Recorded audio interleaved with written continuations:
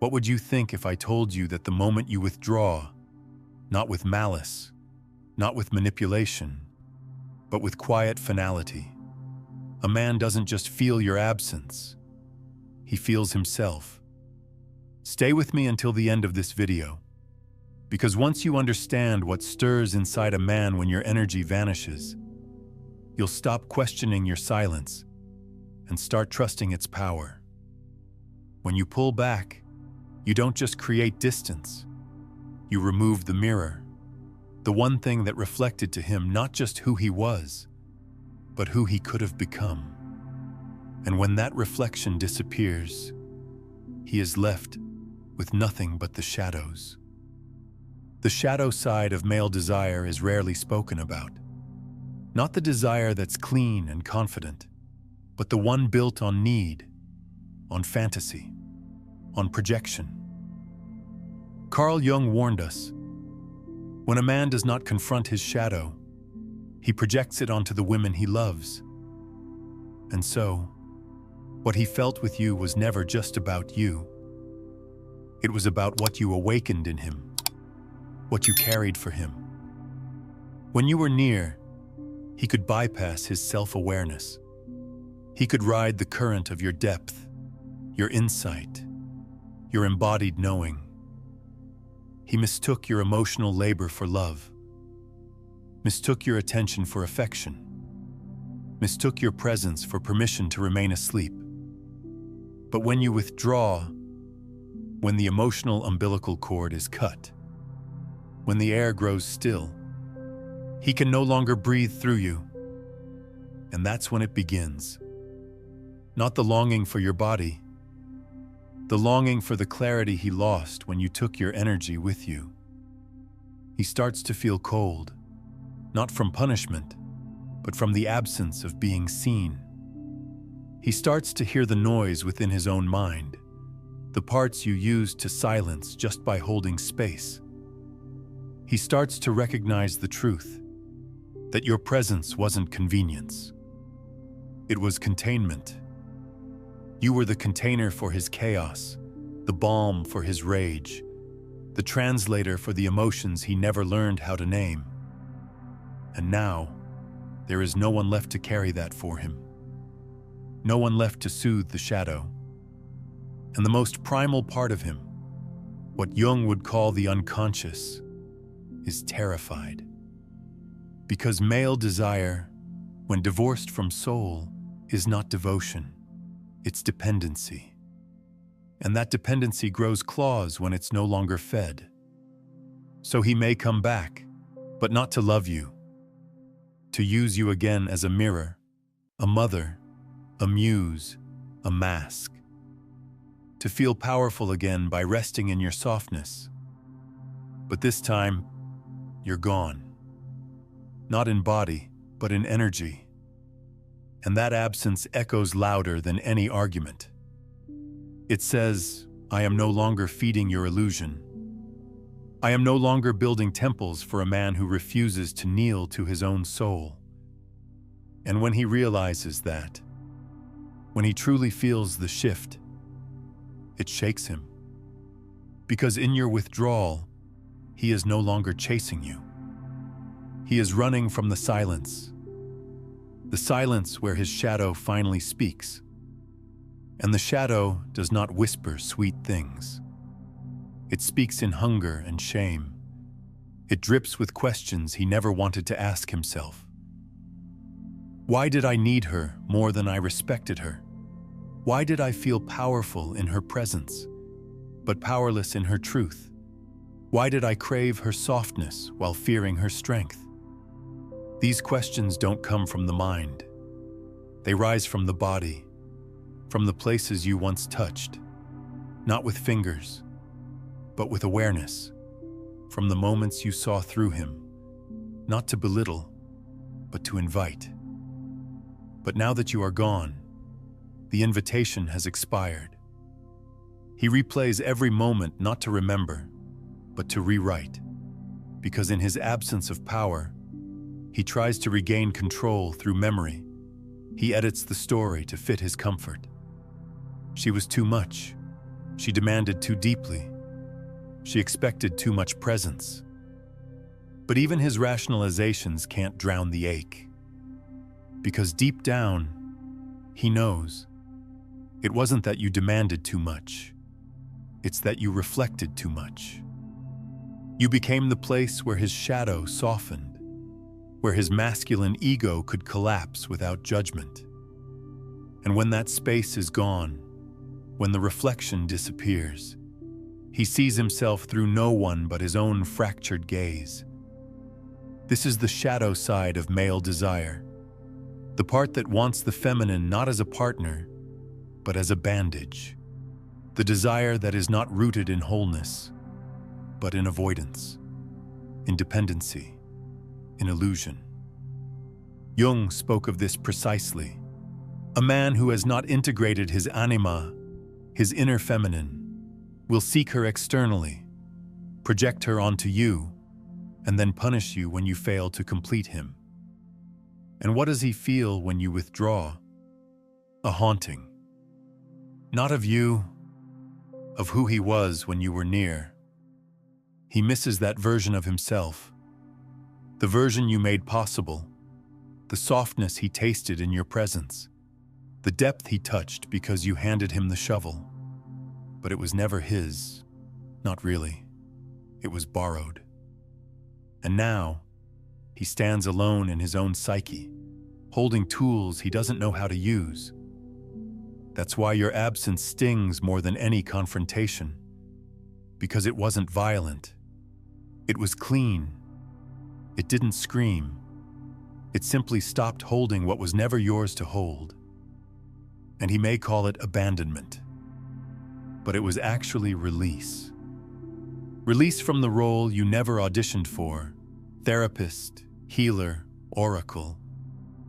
Release from the emotional scaffolding you built so gently around a man who never asked what it cost you. And now, with nothing left to project onto, he is alone with the truth. That he desired you, but only as long as your light kept his darkness hidden. And now that you've stepped back, now that you've turned your energy inward, now that you've chosen silence over suffering, he begins to realize he never loved you. He loved the way he felt around you. And that difference, that terrifying, humbling, holy difference, it is the beginning of his unraveling. He may still reach for you, in the dark, in his dreams, in those silent hours between midnight and memory, when the noise of the world fades and the echo of your absence returns with sharp precision. But he is not reaching for you, not the woman in her sovereignty, not the one who has now withdrawn and returned to herself. He is reaching for the version of you that once made him feel safe in his unknowing. He is reaching for comfort, not connection, control, not closeness, and you no longer exist in that space. Because you, in your withdrawal, have done the most radical thing a woman can do. You've left him with himself. You've ended the performance of softening your truth to keep the peace. You've stopped overfunctioning to keep the connection alive. You've laid down the burden of being his emotional compass, his anchor, his mirror. And that absence, that feminine withdrawal, it creates a vacuum he cannot fill with noise, with conquest, with surface-level affection. He may try. He may surround himself with new faces, new desires, new performances. But Jung was right. The psyche remembers. What was once mirrored to him cannot be unseen. And no matter how much he tries to forget, the imprint of your gaze, your sacred, patient, terrifyingly precise gaze, stays with him. Because that gaze didn't flatter him. It revealed him. It revealed the truth beneath the bravado, the grief beneath the games, the longing beneath the lust. And now that it's gone, he is left to confront whether he has the courage to become the man you once saw hiding behind all that armor. Your withdrawal becomes a fork in his road. He can numb, or he can awaken. He can dive into distraction, or descend into depth. But either way, the seed has been planted. Because you didn't just walk away. You refused to participate in his forgetting. And this refusal, this quiet, unwavering refusal, is what haunts him. Because no woman has ever loved him like that. Not as a boy craving praise, but as a man being summoned into his wholeness. And when that summoning is gone, when the woman stops holding the lantern, he is left in the dark with his own reflection. For the first time, truly alone with it. Not because she abandoned him, but because she trusted him enough to let him face himself. And this is the true shadow of male desire. It wants to be completed by a woman before he has learned how to hold himself. It wants the nourishment of the feminine without the accountability of presence. It wants to be seen, but not changed. But your withdrawal was never revenge. It was revelation. It was the moment you chose to no longer mother what refuses to mature. And in doing so, you stepped back into your own evolution. While he now stands still, staring into the space where your reflection once held him steady. And in that stillness, a reckoning begins. One he can neither escape nor delegate. He begins to feel the weight of what was never his to carry, and yet always lingered beneath the surface. The unmet needs, the suppressed rage, the emotional inheritance he never unpacked. Without your energy there to absorb or alchemize it, it finally lands on him. And it's heavy, because you weren't just warmth, you were structure, a spiritual structure that held space for his becoming, without asking for applause, without begging for commitment. You stood still enough to let his soul see itself. But now you are gone. And it's not the kind of gone he can fix with flowers or messages or longing glances. It's the kind of gone that happens when a woman reclaims her field. When she realizes her energy is sacred, that her presence is a gift, not a given. Carl Jung wrote, "The most terrifying thing is to accept oneself completely." And that's what he is left with now, himself, without you as a lens. And he will either reject that image or finally meet it. But you won't be there to hold his hand. That part of the story is over.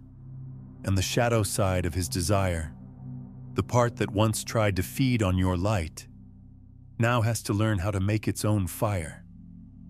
This is what he feels when you withdraw. Not just loss, but exposure. Exposure to the parts of himself you once buffered with your understanding. Exposure to the patterns you once named with compassion. Exposure to the hunger you once filled with your attention. And here is what few will say out loud. It's not your job to stay. Not your job to wait. Not your job to soften the blow of his delayed awakening. Because the woman who withdraws with clarity becomes the final teacher. Not through drama, not through blame, but through the silence that says, "I loved you too much to keep letting you hide." And now, he must decide. Will he become the man who deserves the reflection he once feared? Or will he retreat into the shadows, resenting the mirror that revealed him? You may never know. You may never see the end of that journey. But what matters is this. You did not abandon him. You exited the role that required you to abandon yourself. You stopped carrying a man's unconscious. You stopped translating his soul for him. You stopped nurturing potential that refused to grow. And in doing so, you reclaimed the most sacred truth of all: that your energy is not a reward for good behavior. It is a temple, and only the initiated may enter. The shadow side of male desire isn't evil, it's uninitiated. And sometimes, your withdrawal is the very initiation he was never brave enough to choose. But now it is done. The invitation has expired. The mirror has been removed, and the woman who once saw him completely now sees herself more clearly than ever before. The woman who knows her worth doesn't chase, she chooses. If this voice echoed something inside you, don't let it disappear. Like, share, and subscribe to this channel for more soul-rooted truth on love, psychology, and feminine awakening.